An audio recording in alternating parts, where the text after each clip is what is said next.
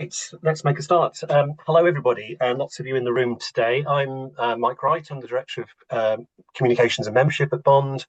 I'm delighted to be here just introducing this session with our long-term partners, MZN, and Chris and his team, who've been fantastic support to Bond over the last many years, and delighted to be doing another ever popular session that MZN put on rethinking funding strategy. I've just got a few housekeeping notes in advance of the main act.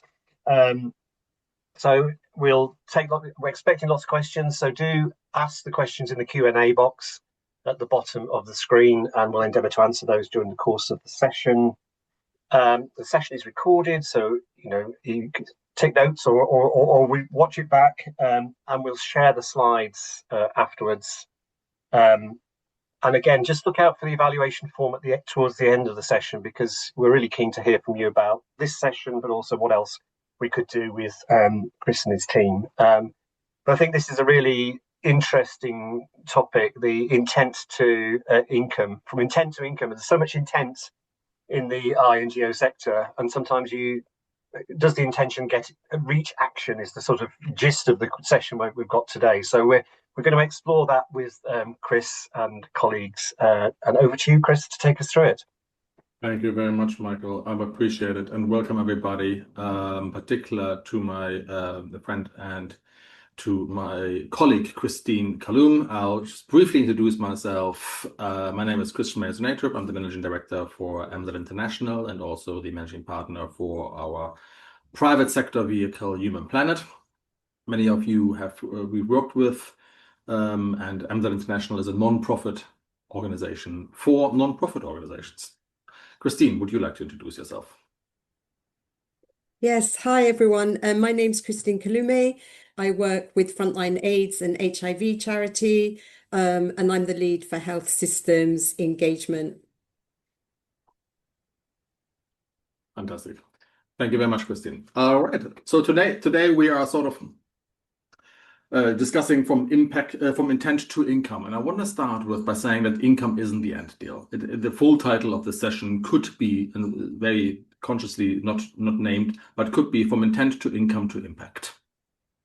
So today we are focusing on that first half of the sentence, from income, because income is not the end goal of everything we do, but it is the means to an end, like any money, I suppose. And the idea here is that we work with over 300 NGOs every month at MZN. And the fact of the matter is that sometimes we write fantastic strategies together. We make good decision making, really go to the bone, and devise really good implementation plans. It's all on flip charts and it's all on slides. You've seen it all in the workshops, and then Monday morning hits. And the strategy, this is what I would say is the strategy that doesn't change your Monday morning isn't a strategy that's just a daydream. But be very, very clear on that. Which is why, by the way, MZN changed its way of working with NGOs over 10 years ago, from this project-based one-off 3 months we do a strategy report to this ongoing partnership, because we want to get from strategy to decision-making to apply it in practice. And that, I think, is the absolute key. And what we will cover today is just that. There's 3 parts. We got 1 hour. Part number 1 is the theory of turning sort of our priorities into decisions. That's we discuss a lot of priorities always, and how do we get this to decisions? Some of the priorities are competing as usually. The part number 2 is the practical tools, sort of some real world examples. I'm tied by confidentiality many times, but I'd happily share some examples across the board of UK and European and US, African, Asian charities and NGOs of all walks of life, saying some lessons learned and some lessons to avoid maybe as well. And part 3 is really the part I find most interesting. It's the your questions part. So I'll try, and we've done this for many, many years. As Mike has indicated, the idea is that we get through the session in half an hour and then leave at least half the time, ideally more, to your questions. So put them into the Q&A box, please, so that Mike can take us through them. Cool. Shall we get started? Thank you very much. So seems a bit obvious. Most organizations have their funding strategy or their financing strategy somewhere on paper, but very few, or less maybe, have sort of an operating rhythm. And that's where this hour now sits. So this is what we want to do. So the intent is I'm being slightly sarcastic here because I'm a German. But the intent is always a set of beautiful slides with clear priorities and a sign of theory of change. Great, fantastic, important as well. I don't want to diminish that. But the income is not just money in the bank, as it's shown here, but is the reality of those decisions, the reality, the strength of your partnerships. Are the owners of the milestone plan, the action plan, actually are owners, capacitated, or do they just have responsibility and no authority to enact? So there's a gap very often between the paper strategy and our daily decisions, and that is where the funding strategy is going to die. And so it's a very specific point. That is what we want to focus on today. Ollie, can we go to the next slide? And the next. Thank you very much. So I've asked sort of our colleagues around the world. We work with a lot of NGOs on financing and funding and organizational design work. And I asked them sort of, what do you see as the sort of number one or top five? I asked for top three, but I gave them top five. Failures to turning a funding strategy into reality. And number one, and I'm sure this sounds familiar to some of you, is just an overcommitment. Too many priorities. Nothing really is truly strategic. If you, I tend to say in these boardrooms, if we have a list of 10 priorities, we don't have any. Now, what is our number one priority? And I feel, again, this is me sort of reflecting on doing this for 17, 18 years now. I feel that this overcommitment to overly priorities is sometimes fear-based. Fear of putting our eggs in one basket, fears of committing to 3 things, maximum 4, and going for it as hard as we can. And I understand that fear. It's a massive gamble for a board member, for a CEO or chief executive or a program director to take and say, this is what I go. And yes, it could fail. But the alternative is worse. Doing it all means we definitely won't do any of it. There is, of course, a logic in a portfolio and balanced approach. I wouldn't just focus only on foundations in country X. I would definitely go for a mix of where I seek my funding from different sources with different dynamics. So we know a certain rhythm to foundation funding in a certain month of the year and certain themes that are on vogue. So let's find a second priority that counters these rhythms so that we have put that as a floor and so that they're integrated. But having 20 of them or 10 of them is no commitment at all. The other part is then sort of making it work. On paper, not in operations. And to be honest, we can mix that with the next one. There's no clear ownership. This I wouldn't be surprised if in the questions many of you sort of nod your head there and say, yeah, I've experienced that at some point in my career. But a strategy lives not in a deck, but in a sort of weekly rhythm. This famous sentence by Drucker that practice or the daily, what's the saying actually, the daily rhythm or the daily work eats strategy for breakfast, something along those lines. I can't forget about it now, but the point here is that if the strategy isn't reflected in meetings, in cleared schedules, in an engagement meeting time, in the weekly rhythm of the funding team, then it won't happen.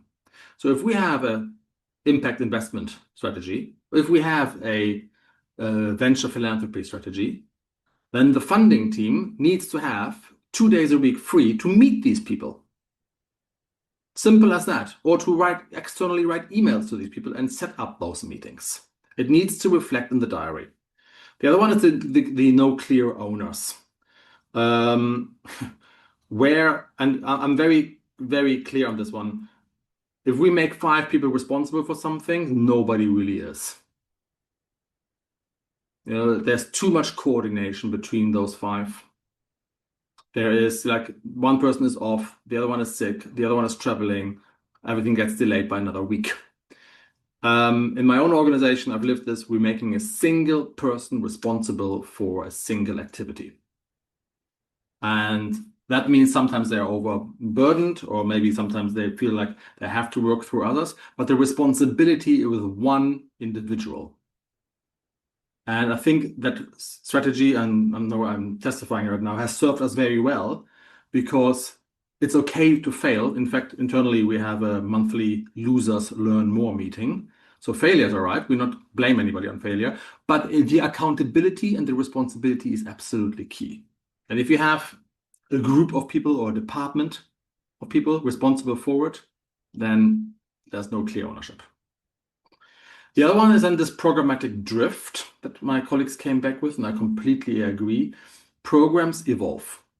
And we've said this for many years. Everybody knows in the sector that when we have a grant from an institutional donor or a philanthropist or an impact investor, then we start the work, and the work that we do, the realities on the ground shift. So they evolve and the funders move. The match, therefore, is sometimes lost. We see this a lot with the Gates Foundation, for example, this year. They are moving a lot in terms of strategic focus and in how they work. We will see this in next year in the European Union. They are moving their strategy to catalyze private finance. And if our programs don't tackle that, then we will just over time lose that funding stream. We see this in Germany. We saw that in the UK. We've definitely seen it in the US to catastrophic effects, of course. And then finally, the pipeline overweight. I've seen a remarkable amount of strategies that have 3 or 4 priorities, and they are pretty much all the same. Saying we will do the minimum change required. We will tackle institutional funding in Germany. We will tackle institutional funding in the Netherlands, and we will tackle institutional funding in Europe. Great. That's the same thing. So again, the number 2, let's layer it over, become aware of the rhythms of our funding streams, and have a second priority that counters these rhythms so that we can have a smart approach to it. Right, let's move on. So how do we get there? The strategy only really lives, and this is, again, maybe something that is obvious, but I'll say it anyway. I feel from personal experience and with working, with so many organizations, working at Save the Children, that a strategy only lives when we say no a lot. A lot of no's, And there are sort of 3 tests I use to say no. Number 1, is this really within our priorities? Yeah, it sounds like a great, appealing option, but no, it's not our priority. This year or the next 2 years, we're doing 1, 2, and 3. We've invested into a market research. We've gone through the workshops. We've done the board meeting resolution. We've communicated to management. We are now no longer undoing all that work by going for an appealing donation from a legacy donor who just wants to take us away from our key priorities for 5 weeks. The other one is the win probability.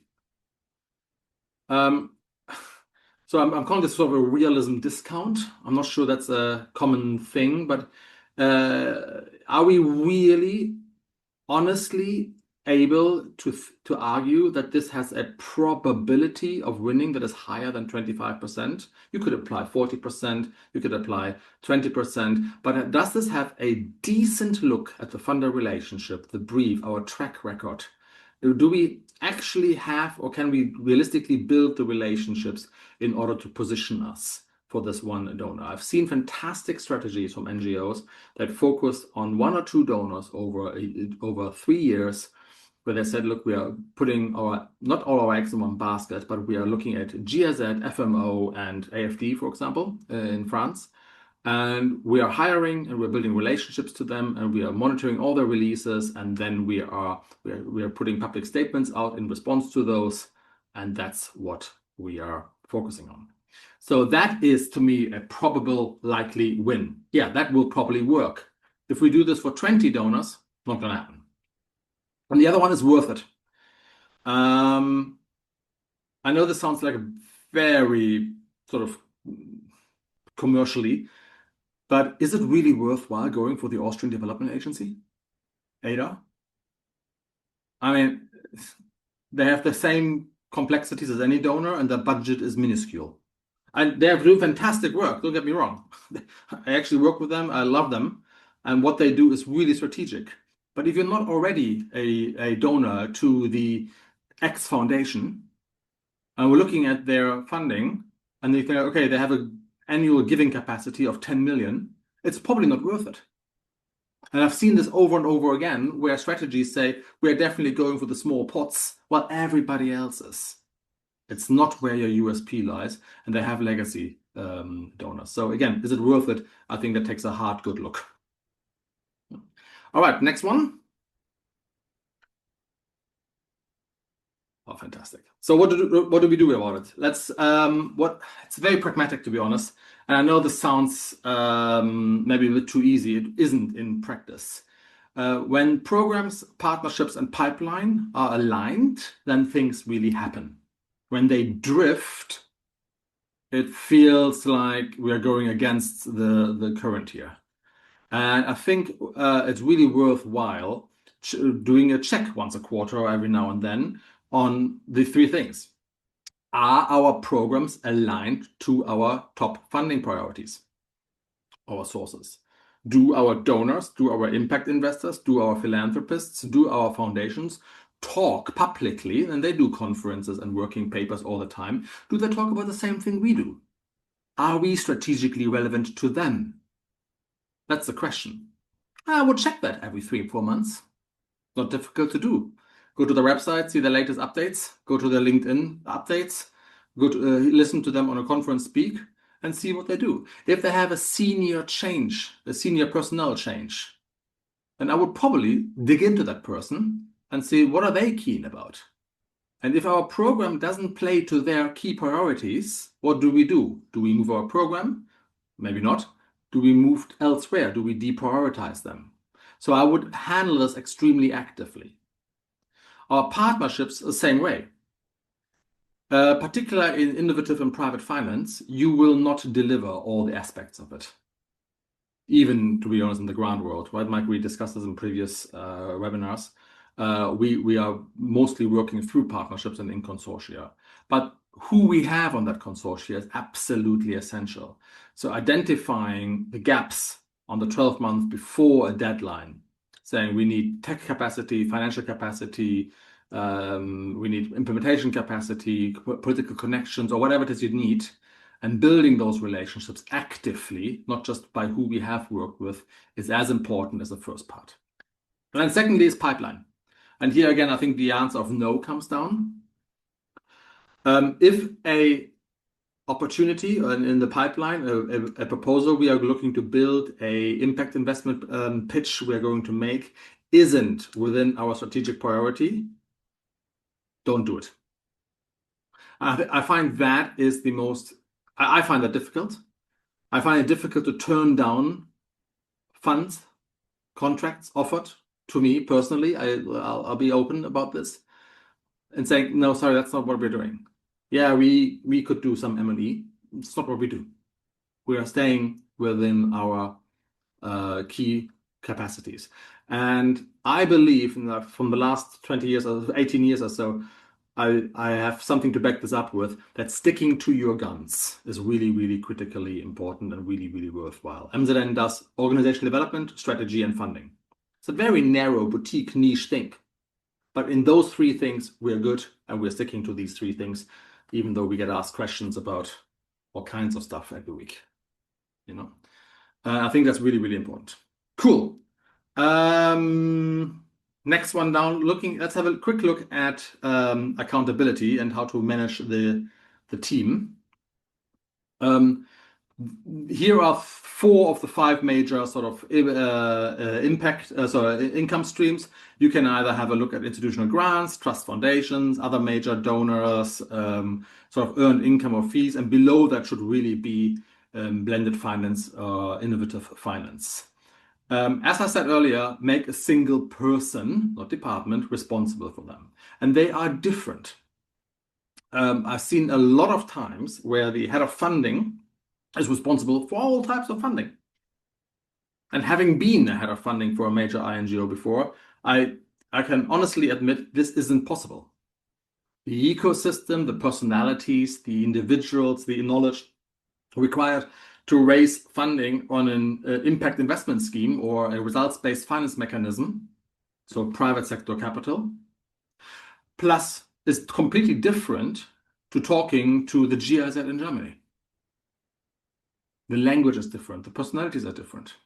So having one person there is, unless she is a Wonder Woman or Wonder Person, unlikely to work.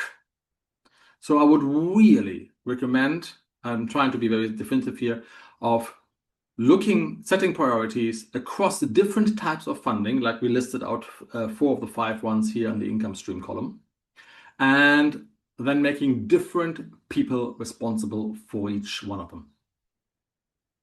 Maybe you can go, if your major donors are trusts and foundations, okay, you can do the same thing, and then you have a monthly target that is very specific. 2 new submissions of grants every month. Trust and foundations, we want to have no longer cold conversation, but we want to have 4 warm conversations. So you need a proper CRM behind it. We have a fortnightly pipeline call. We want to cultivate 2 meetings, in-person meetings per week, per month, whatever, on major donors. And we want to monitor and increase our earned income by X% per quarter per year. So you do a quarterly business review. So you set out these targets, and this is sort of an example of how we translate an ambition strategy into actually working on the funding. Now, this all seems commonsensical, and I sometimes can't believe why we actually have to say these things, but it's harder done than made. So I want to conclude basically with on the last slide, I believe. Is that the last slide now coming up, Ollie? There we go. Yeah, there we go.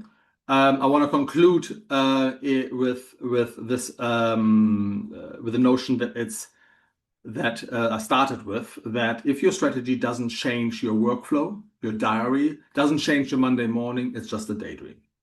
Ultimately, in a crowded market that we are in, we need to look for the urgent, underserved issues. And I know many of you do already. You do fantastic work. I couldn't have more respect after doing this for such a long time for the work that many of you do. I'm genuinely humbled by it. Then build the coalition, find the partners, not just the legacy partners, check them objectively. Are they the best place for this empty space? And number 3, let's now bring in the funder. And I promise everybody from this experience that doing that in that order and genuinely implementing a strategy into our working rhythm is definitely worth it. And the saying I was thinking earlier was, of course, the famous saying that culture eats strategy for breakfast. And I remember. And that is the sort of working culture we are looking for. So with that being said, at quite a strategic sort of conceptual level, I'm really looking forward to hear from Christine right now and your team, Christine, at Frontline Aids to build a coalition that has really worked fantastically. And I'm going to mute now and listen to you. Thank you very much, Christine. Thanks, Chris. I've learnt a lot from that presentation, actually, so really helpful. If we can go to the next slide. Yeah, so as I said, I work for an HIV focused organization, and my challenge was that one of my donors broadly funds sexual reproductive health and rights and HIV, but the HIV funding goes directly through multilaterals, particularly the Global Fund. And so my challenge was, how are we going to position in what's a really crowded SRHR space? And I've chosen this example of putting strategy into action because although it's not been the most successful strategy to date in terms of income, I think it's one of the most interesting because actually the positioning that it's done is opening up a whole new areas of funding that we hadn't thought of when we started. And I think the kind of final ambition will definitely be met. So yeah, I had this funder to work with, and I had the challenge of positioning us for SRHR funding. So the first thing I did was bring. You could go to the next slide. Sorry. The first thing I did was to bring a small group internally to look at what the neglected issue would be that we would focus on. So what I wanted to do was to find an empty space in the SRHR area where we could position ourselves with partners. And based on my experience in another organization working in a public-private partnership, I was particularly interested in using an approach that brought civil society, private sector partners together into a PPP. So, as a team, we looked at various issues that were affecting women and girls in sub-Saharan Africa who were either living with or at risk of HIV. And we decided to reach out to peer organizations. And so I spoke to a range of organizations to look with a view to being quite open to them. Look, we're looking for a neglected SRHR issue. We're interested in partnering. And together we identified what we felt was a really important issue. It was actually the head of innovation who identified the challenge and brought it back to the group, and everyone said, yes, this is a really important issue. So over the Christmas holidays, and I think you've probably all been in that position, over the Christmas holidays, I decided to read up everything in this area and actually got so excited about it because it's been bubbling in the background for 20 years, but hadn't been picked up in the SRHR space. And so I kept pinging my friend who is the head of innovation and saying, hey, I've just found out this. Hey, this is really exciting. I took all that research, and when I came back, I wrote up a capability statement that was basically saying, this is the challenge. This is why it's important for HIV.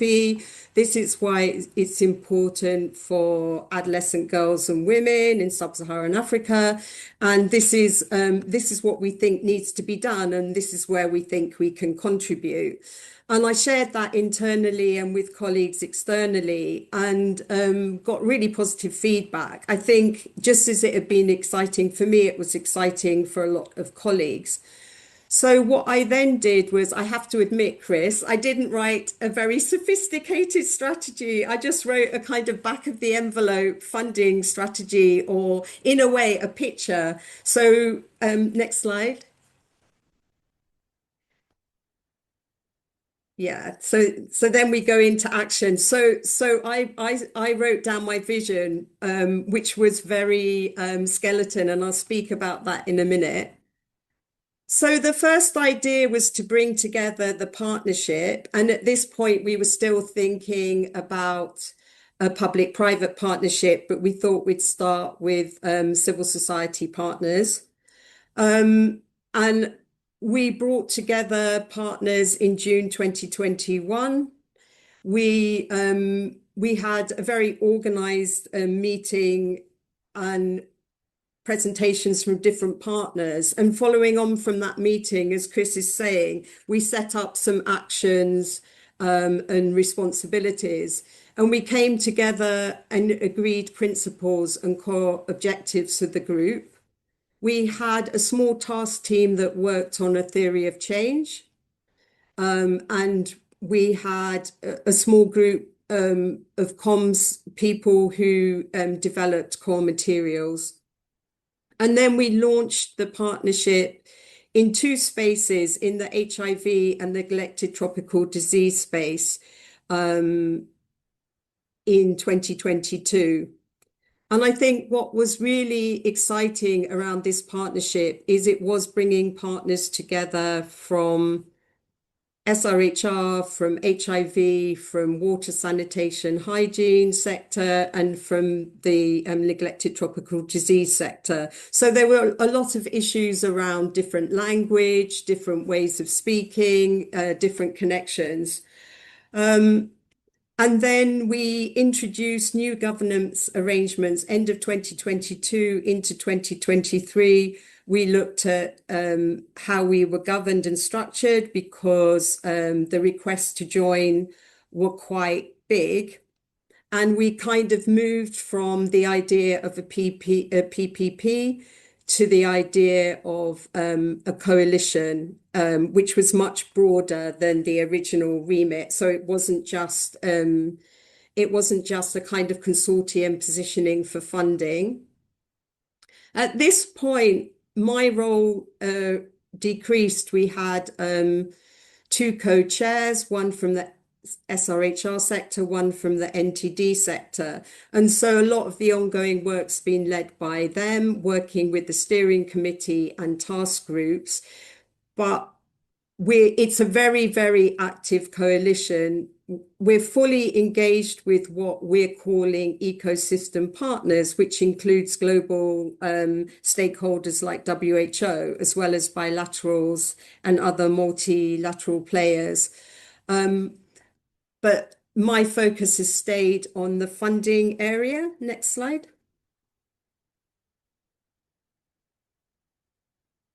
Yeah, so I said that I didn't have a sophisticated strategy.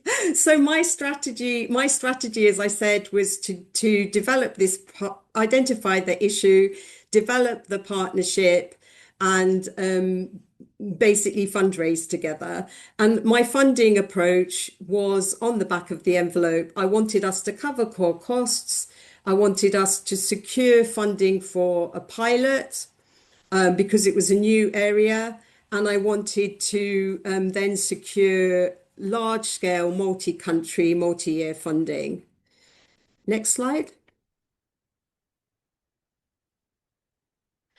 Yeah. So what did I actually do, as Chris was saying? So in our first meetings, we mapped potential donors and contact points.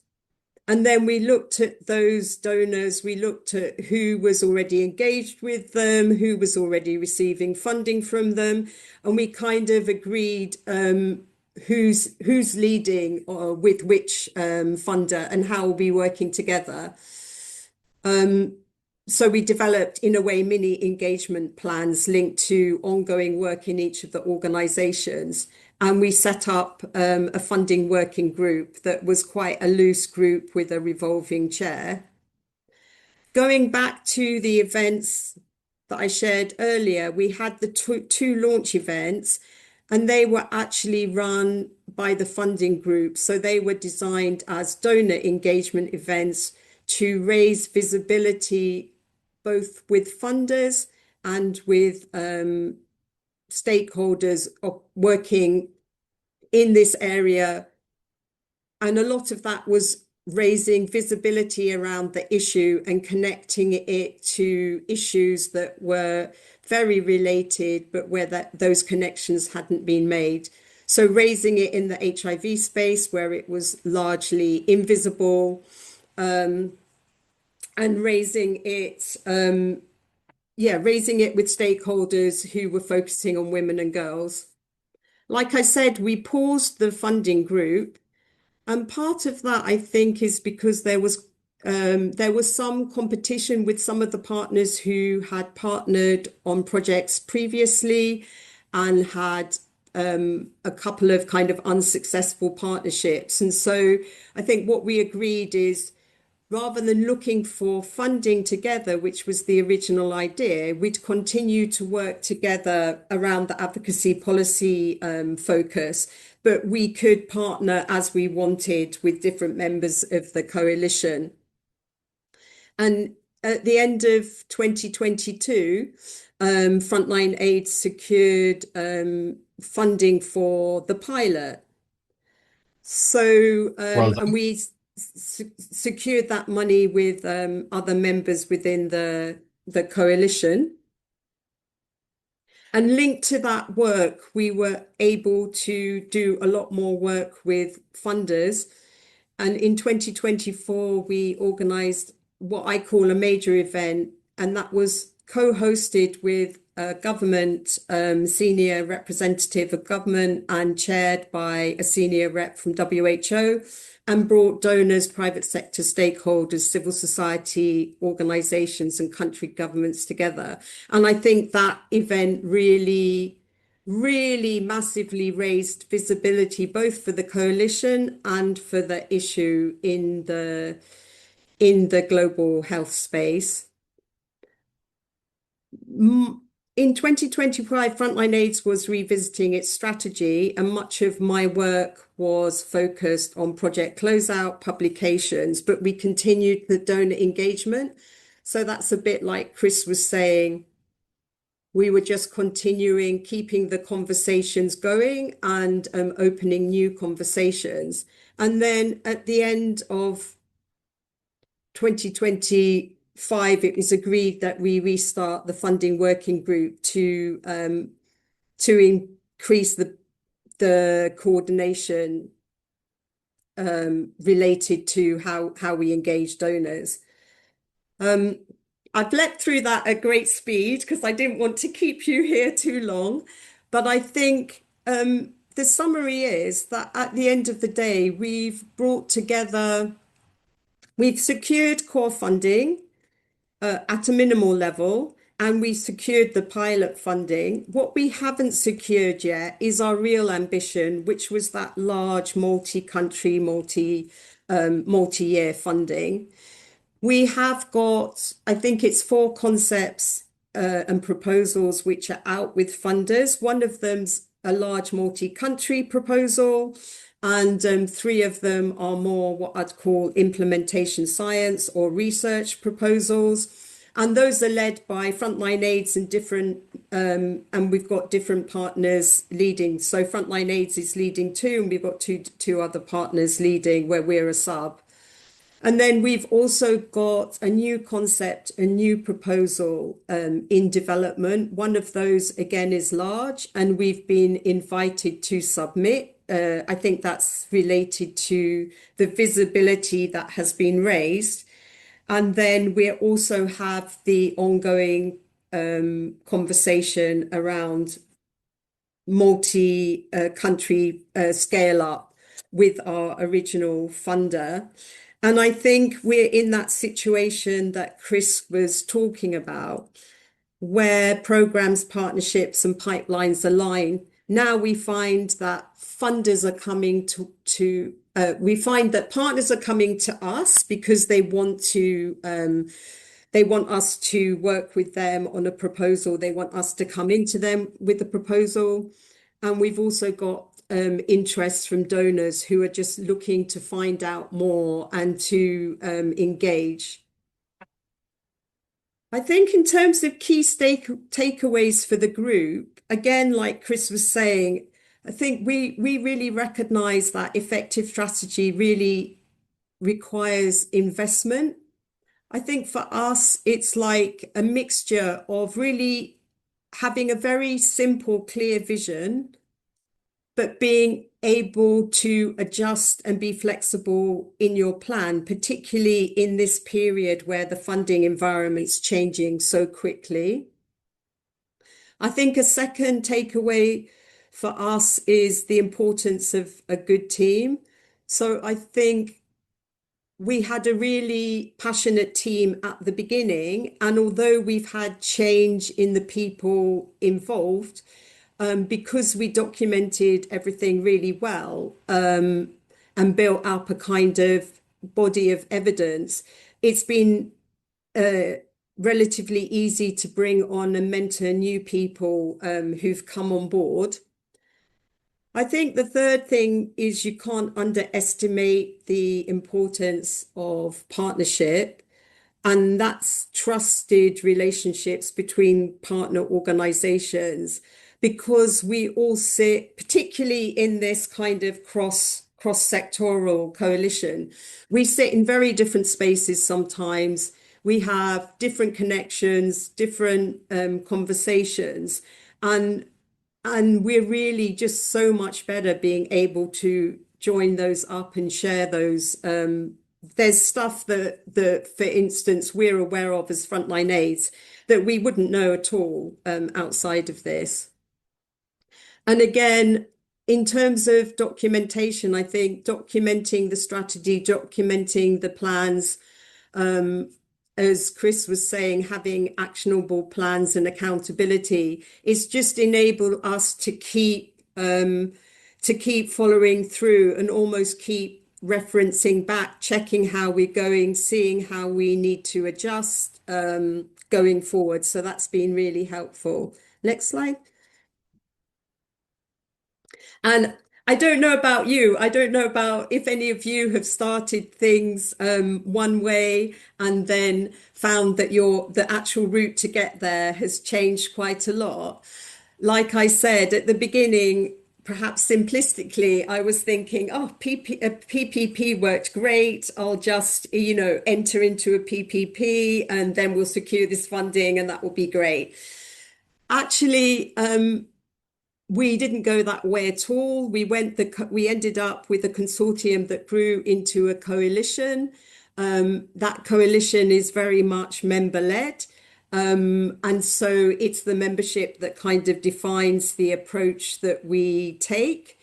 But in terms of unexpected outcomes, yes, we haven't met our outcome ambition. I'm very confident, actually, and I don't usually say this, people who know me, I'm really confident that in 2027 we will secure, if not this year, but I think 2027 we will secure that multi-sector, that multi-year, multi-country funding.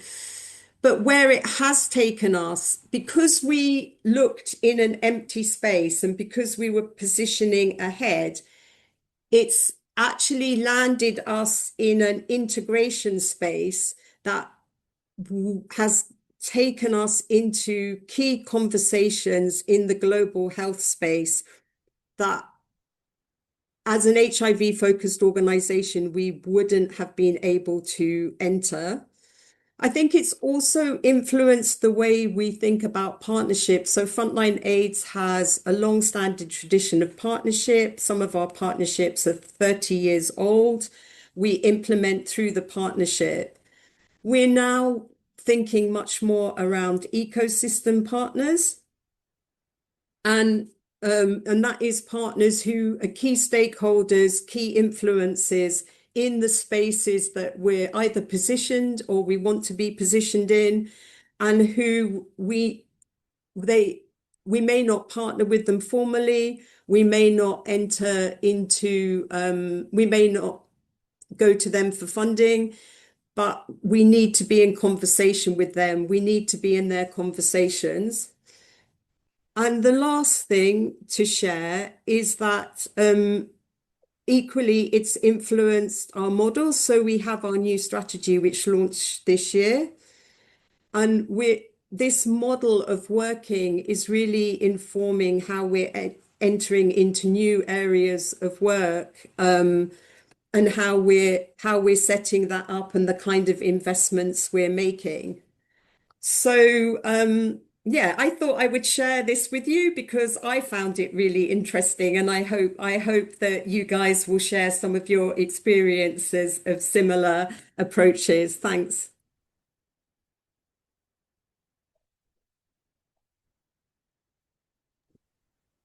Thanks so much, Christine. Thank you. And we've got lots of questions. I think you're on mute. Can you hear me? Yep. Yes. Yes. Okay. Okay. So we've got lots of questions. It might take us beyond the hour. So let's see where we get to with these. And the questions are still coming in. So I'll try and sort of synthesize some of the questions that are being asked. Just going back to your session, Christine. I've got an attendee who's asked about. He said that can I ask how you funded all this strategic thinking work? It looks like you didn't get funding for the initiative for 18 months from the first meeting. Is that correct? And how did you get organizational buy-in for that? So we had some core funding that that kind of funds my time. And to be quite honest, I probably put in a lot of extra time myself because I was so interested in it. So it was an investment by the organization and it was funded through what we then had as core funding. So it aligned with commitments we had under our pre-existing strategy and was fitted in under that work. But it's a good question. Yeah. Chris, did you want to go to your slides at this point, or shall we continue with questions?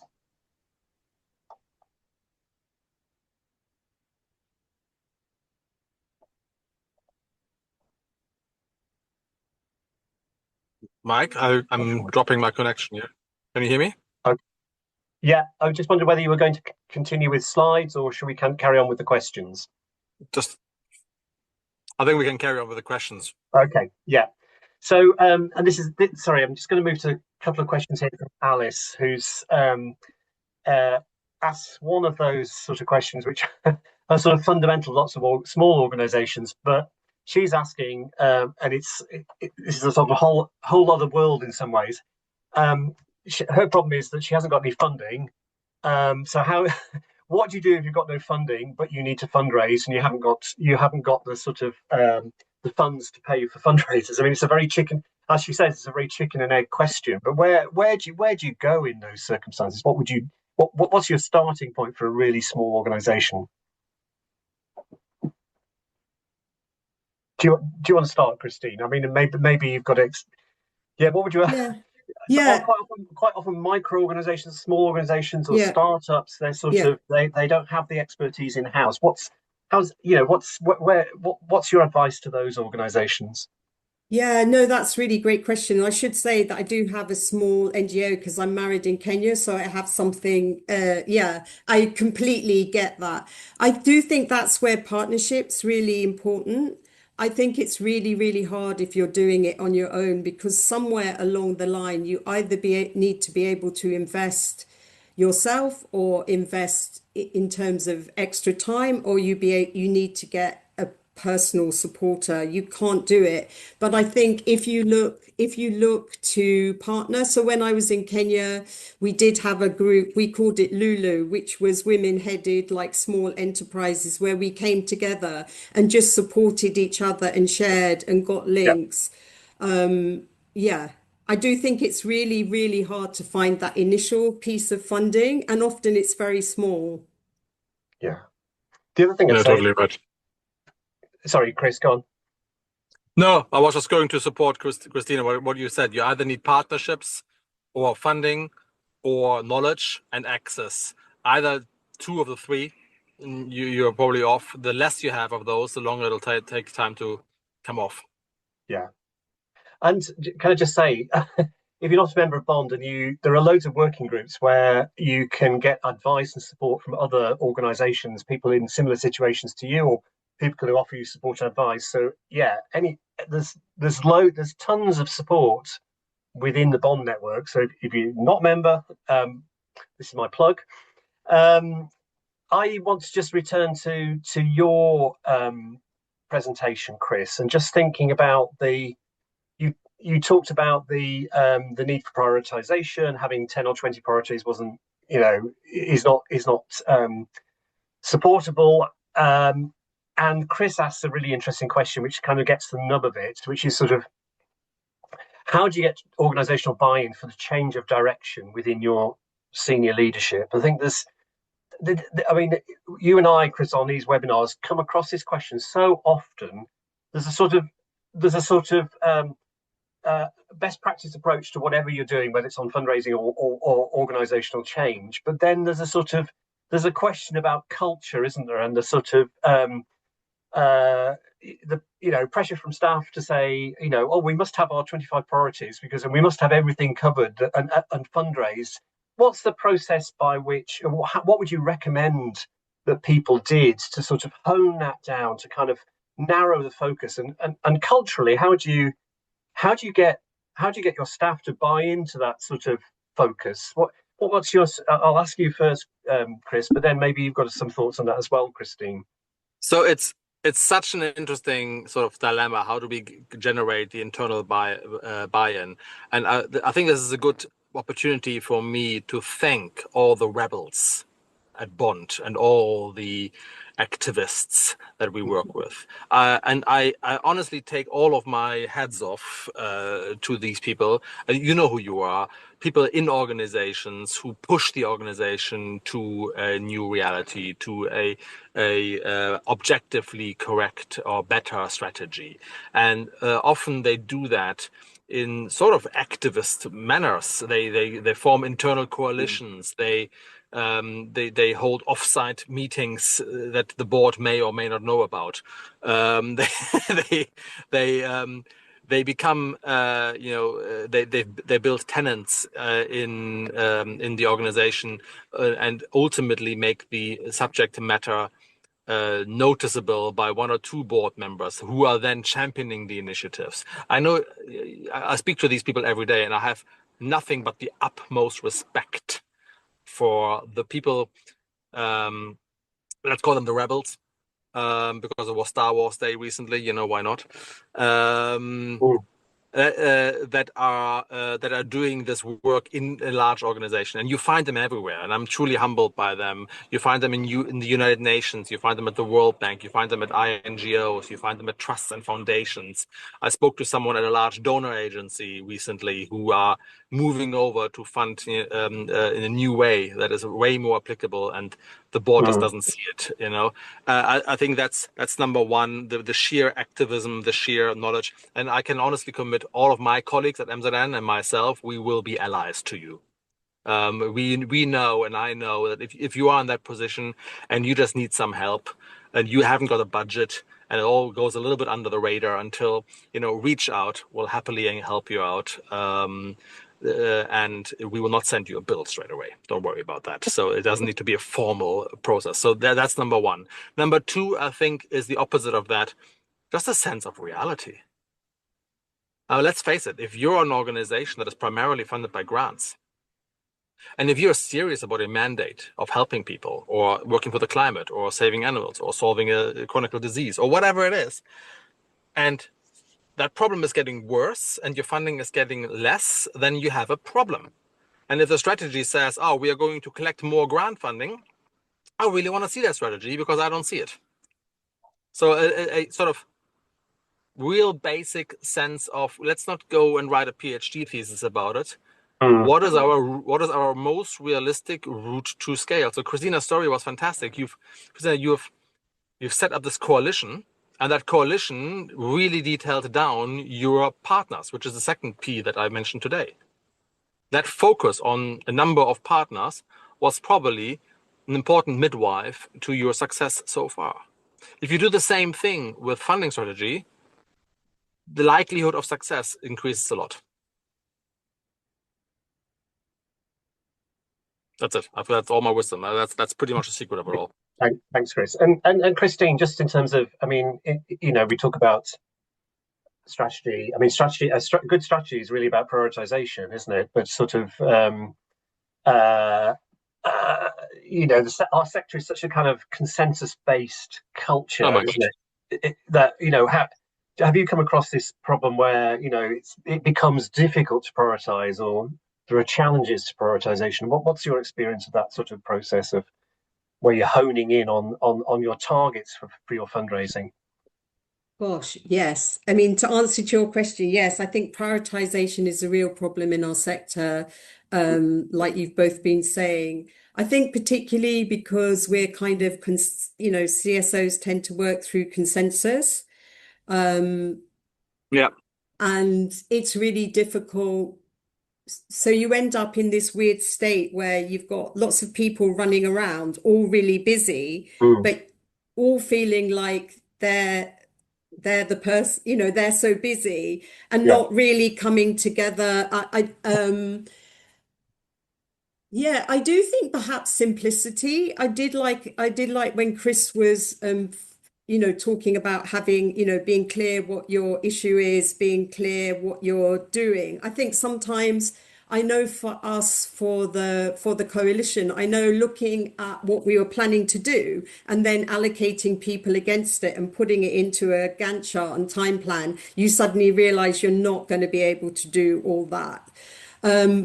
But I do think there is then a challenge between if if we go back to the rebel situation, if you are the rebel and you're trying to push the organization to to really be strategic, to position itself, to be viable in the future, which is what you're really talking about, then I do think that the challenge of bringing there is the challenge of bringing on senior leadership, and you have to do that with allies. And so in a way, you're probably at times working on a two-pronged approach where you're doing what you need to do that's got full commitment, but that you're actually trying to squeeze additional time for the more strategic positioning stuff until it's visible enough that you can take it to senior leadership. I mean, for me, I was really lucky because I had team leaders who were on Yeah. board, but I think also looking for allies. And I think also, I was thinking when I was doing the presentation, when I was preparing, I was thinking also being a bit honest about what you're good at and what skill sets you need. Like, Yeah. I know I'm a starter, I know I'm a positioner, I know that some of the other stuff, I really need to work with someone who's a good Yes. project manager, who's good at actioning. I don't know if others agree. Yeah. Do you mind if I add to that? Go Sorry, on, Chris. I have to be on the road right now for Schalke. So I just want to say I had a meeting yesterday in London with a partner organization, UK organization, who pitched a program to an impact investor 6 months ago, and it just didn't go off. And this sounds very simplistic, but it's after simply taking the same program. So what Christina says, we didn't add any new content. We just firmed up the finances, and we were really simplistic and basic about what this program is supposed to be doing, and explained that to the impact investor from someone who isn't intimately familiar with every detail of the problem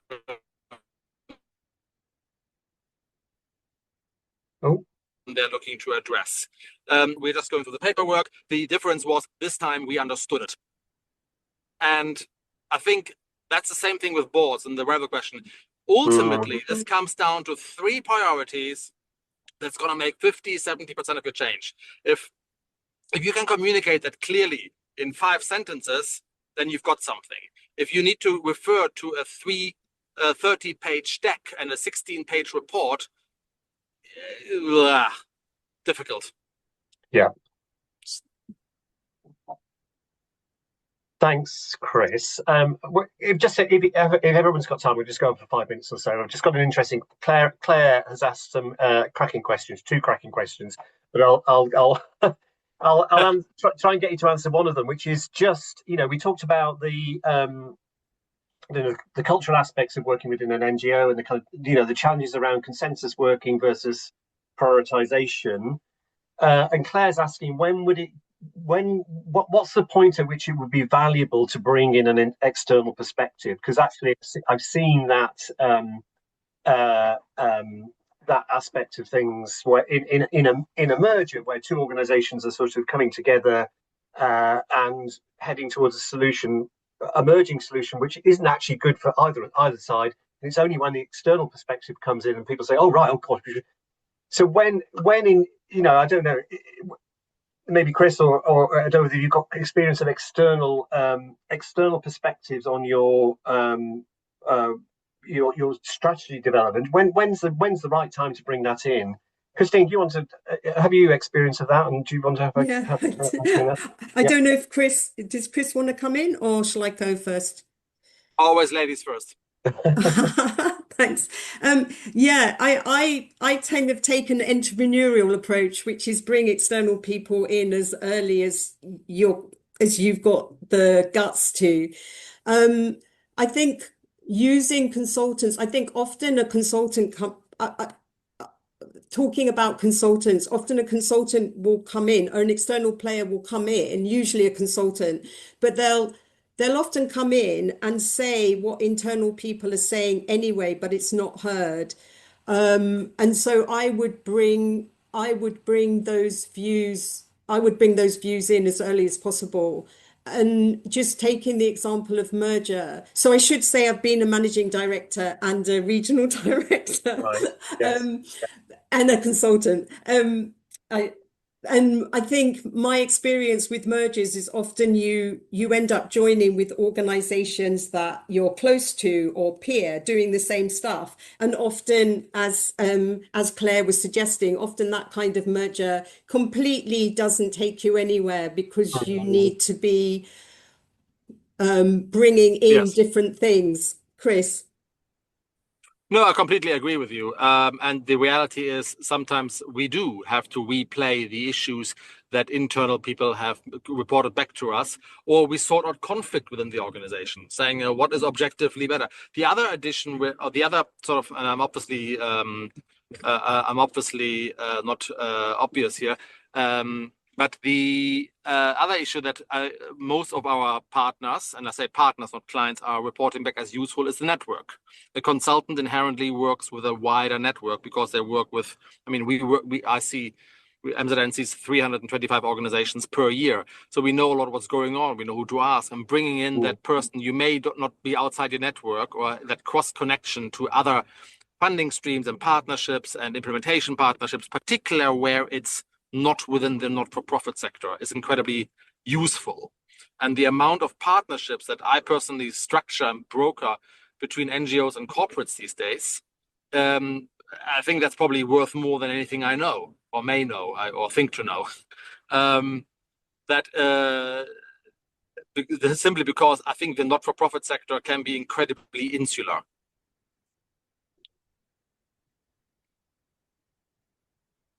Right. I think what's interesting about this whole session is that it's actually uncovered some really interesting things about fundraising strategy and the nuts and bolts of how you do it. And I think probably we need to stop now. But I think there's so many points in the chat that are worth returning to, and maybe Chris and Christine, we can have another go at this at some other point. But I think we probably ought to stop now. And I just want to thank you.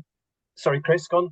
So can I ask one question? If there are lots and lots of questions on the Q&A which we didn't get around to, would you terribly mind emailing Christina and me the questions and the email address of the people, so we could at least try to be helpful in that regard?